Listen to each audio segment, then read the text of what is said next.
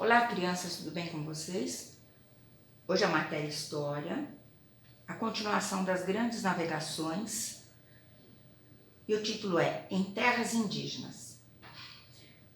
Quando a esquadra de Pedro Álvares Cabral chegou às terras que hoje formam o Brasil no ano de 1500, eles encontraram os indígenas. Portanto, o Brasil não foi descoberto, ele foi encontrado, porque aqui já moravam os donos da terra, que eram os indígenas. Apesar deste contato, um dos primeiros contatos serem de forma bem pacífica, eles já perceberam diferença entre eles. Eles perceberam a diferença nas roupas, na alimentação, no idioma, a cor da pele e na religião. Os indígenas, eles acreditavam nos deuses ligados à natureza. Então, o sol, o Guaraci, a lua Jaci, o trovão era Tupã. E os portugueses, eles eram cristãos. Por isso, uma das primeiras atitudes foi rezar uma missa no dia 26 de abril de 1500, 4 dias depois deles terem avistado a Nova Terra. Esse quadro ele foi pintado no ano de 1845 e o autor se inspirou na Carta de Caminha, porque a Carta de Pero Vaz de Caminha contava detalhes sobre a Miss. E ele imaginou esta visão. 15 anos depois, um outro autor, desta vez ele era brasileiro, e ele pintou este quadro, tendo como uma inspiração o quadro anterior e também as informações que estavam na Carta de Pero Vaz de Caminha, né? Essa pintura, se a gente prestar atenção, os indígenas eles estão assim, pouco curiosos, né? Estão lá com uma curiosidade. Por que eles estão curiosos? Eles estão curiosos porque era uma cerimônia que eles nunca tinham visto. A forma deles agradecerem alguma coisa era totalmente diferente, então isso causou curiosidade para eles, né? Os indígenas chamavam esta terra que foi encontrada de Pindorama, que significava, na língua dele, terra das palmeiras. E o Brasil, antes de receber o nome, o último nome, que foi no ano de 1527 que ficou Brasil, ele teve vários outros nomes nesse período. Primeiro, Ilha de Veracruz, depois Terra Nova, Terra dos Papagaios, Terra de Veracruz, Terra de Santa Cruz, Terra de Santa Cruz do Brasil, Terra do Brasil e depois Brasil. E por que Brasil? Brasil porque o nosso país, no litoral aqui do Nordeste, onde os portugueses chegaram aqui no ano de 1500, existia uma árvore, quer dizer, existia na mata uma grande quantidade de árvore chamada pau-brasil. E essa madeira, ela era muito valiosa na Europa, porque ela tinha uma resina avermelhada que os europeus usavam para tingir a roupa. E essa resina lembrava a cor de uma brasa.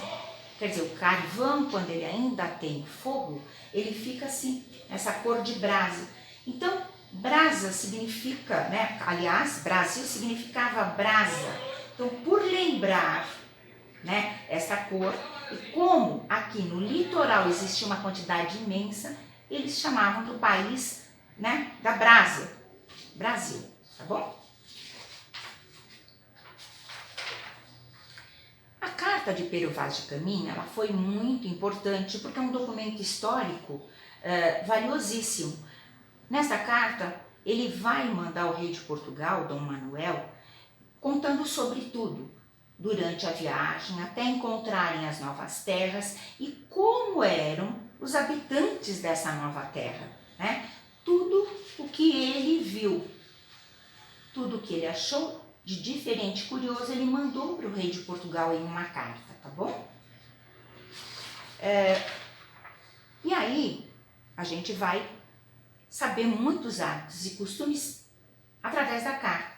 Só que o que eles ainda não sabiam naquela época é que os indígenas eram muitos. não só existiam aqueles que estavam no litoral que eles tinham visto, né? Esse povo que estava no litoral, ele pertencia a um grupo chamado Tupi.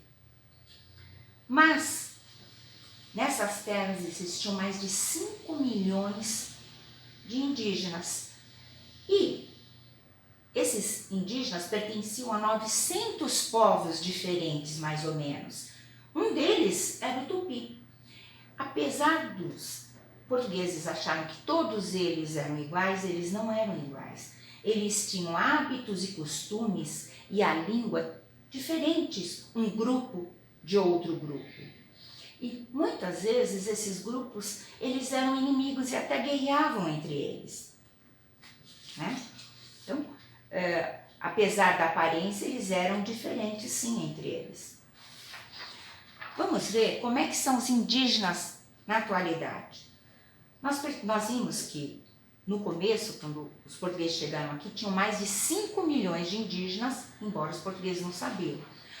Mas o que foi acontecendo? O contato entre o branco e o índio, né, aconteceu, apesar de uma forma pacífica no começo, porque depois houve muita guerra, muita luta entre eles, muitos indígenas morreram pelo vírus da gripe e do sarampo. O homem branco ele já tinha anticorpos para esses vírus, mas os indígenas não tinham. Então, esse simples vírus da gripe e do sarampo acabou matando milhões dos indígenas. Hoje, no Brasil, existe por volta de 800 mil, então mais de 4 milhões e 200 foram mortos, né? Esses indígenas que estão aqui, eles agora pertencem a 305, mais ou menos, povos diferentes. Então, o que acontece? Muitos povos não existem mais, eles foram exterminados, né? No contato do branco com o índio. Aqui nós temos 2 exemplos de grupos diferentes dos indígenas. Esse daqui é um grupo, ele representa o grupo do Bororó, que é um povo indígena. Esse daqui tem o grupo Pataxós, mas como eu disse, são mais ou menos 305 grupos diferentes, tá? Os indígenas que não continuaram na zona rural, que vieram tentar uma vida melhor na zona urbana, eles não conseguiram muito, né? Porque esses indígenas, eles vivem em áreas da periferia das grandes cidades. Então, a vida deles é uma vida muito difícil, né? Por tudo. Já a vida de quem vive na periferia é difícil. E dos indígenas não é diferente. Eu vou contar para vocês, ou melhor, eu vou ler para vocês um textinho que tem no nosso livro sobre reservas indígenas, tá? Esse textinho está na página 49 do livro. E eu vou contar um pouquinho. Diz assim, ó. Atualmente, muitos indígenas vivem em reservas. Essas áreas são terrenos demarcados pelo governo federal para que sejam ocupadas apenas pelos povos indígenas. Assim, eles podem viver de acordo com seus costumes e tradições. Então, é muito importante essas reservas, é muito importante que o governo pense neles e que deixem essas terras para eles mesmos, porque só assim eles podem continuar mantendo a tradição deles, né? Então, vamos lá. Para garantir que esses indígenas permaneçam nessas reservas, nessas áreas, essas terras não podem nem ser vendidas nem emprestadas. Assim garante que essa terra continue de geração em geração e que assim a cultura deles permaneça, né? Além disso, a Fundação Nacional do Índio, que é a FUNAI, é a sigla para este órgão aqui, é responsável também por manter os direitos dos povos indígenas, esta organização aqui, ela controla a entrada de pessoas nas reservas, a fim de evitar possível transmissão de doenças, ou de qualquer doença do ano em branco. O indígena, muitas vezes, ou a maioria deles, não tem anticorpos, né? E também participa da organização de escola para as crianças, né? A FUNAI também, ela tem essa importante função de manter uma escola para essas crianças. Essas crianças, elas vão ser alfabetizadas tanto na língua do povo que elas pertencem, quanto na língua portuguesa. Por quê? Porque assim, esses indígenas, eles têm a possibilidade de se comunicar com qualquer brasileiro. Se for só na língua deles, isso não ia ser possível. Então, se eles aprendem também a língua portuguesa, eles podem se comunicar com qualquer brasileiro. Então, eu espero que vocês tenham gostado desse conteúdo, tenham entendido. No final desse vídeo vão as atividades, como sempre. E nas atividades, a tia Cris sugere que vocês ouçam 2 musiquinhas, tá bom? Vocês vão gostar de ouvir as musiquinhas e vão aprender mais um pouquinho, porque é uma forma agradável da gente guardar as informações. Espero que vocês se divirtam, né, com este conteúdo ao ouvirem as musiquinhas, tá bom? Um grande beijo para vocês e até a próxima.